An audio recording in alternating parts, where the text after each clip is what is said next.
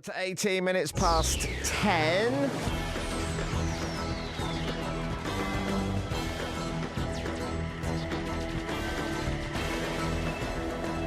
And this weekend, it's the third Doctor Who Comics Day. And it's being held on Saturday, set to be bigger and better than ever before. They've got the launch of a new crossover event. And we can find out more all about that with Cavan Scott, who's one of the writers, who's with us. Hello. Hello there. Can we talk about this crossover event? What's the deal with that, first of all? Well, this is a new 5-part comic series called Supremacy of the Cybermen. It's 50 years since the Cybermen first appeared in Doctor Who this year.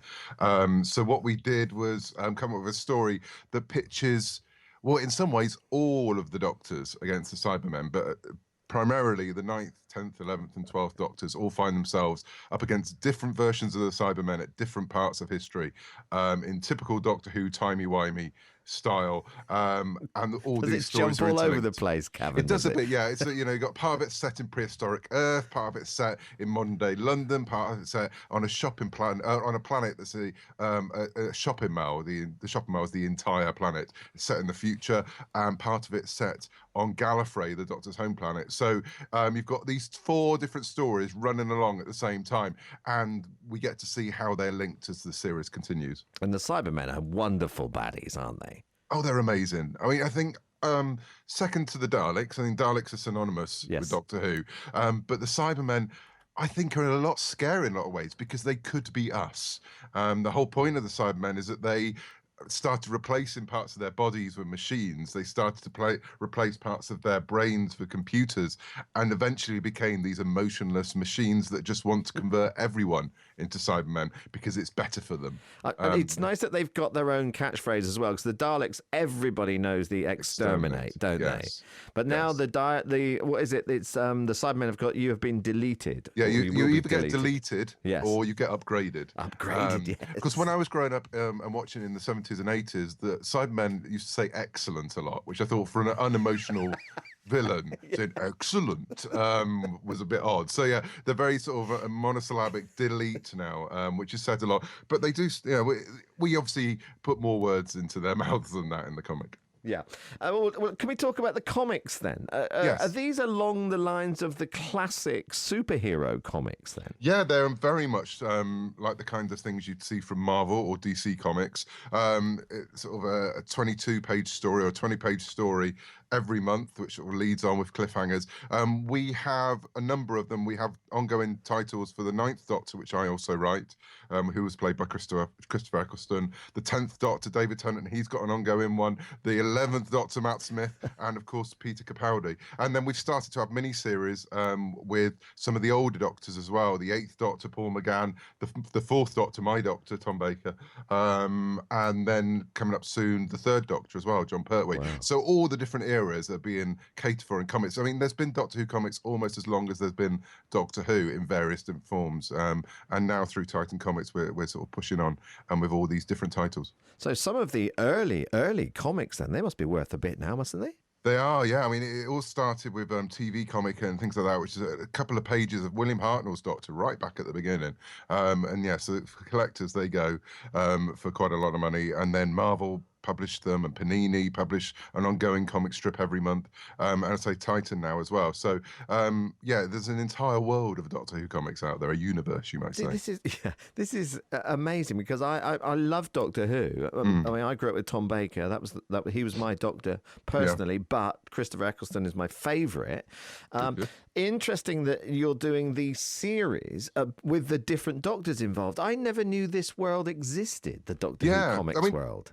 The thing with Doctor Who comics is that you're not restrained to any kind of budget. You know, the only restraints you have are the imagination of the writers and the artists. And so you can do anything, you haven't got to worry about whether you have, in this case, 3 Cybermen you can't afford anymore. You can have thousands of Cybermen, although the artist might not be very happy about that. But yeah, so you've got, literally, one of the things people say about Doctor Who is that there are no limits. The Doctor can go anywhere in time and space. He can do anything. With comics, that's even more so, because you haven't got any restraints other than what you can get on the page. So you're a writer, so Yeah. you get to obviously write these ongoing stories.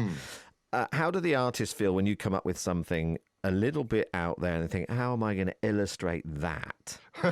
Well, most of the artists I work with on these are either in Brazil or America, so they can't throw things at me, which is a bonus. That's a good Um, choice, right? but yeah, we discuss it a lot. What I love about writing comics is it's a real partnership between the writer and the artist, because you can't just sit there and go, the comic needs to look like this, because the artist obviously comes with ideas, and always the best moments happen where you've put something in a script and the artist come back and said, I like that, but what about this? And you sit back and go, oh yeah. And yeah, there's in the Ninth Doctor, Adriana Mello, who I'm working with in a minute, an artist, a brilliant artist from Brazil. I put at the first page that the Doctor, Captain Jack, and Rose are running from a monster, and I sort of described a bit of what the monster was.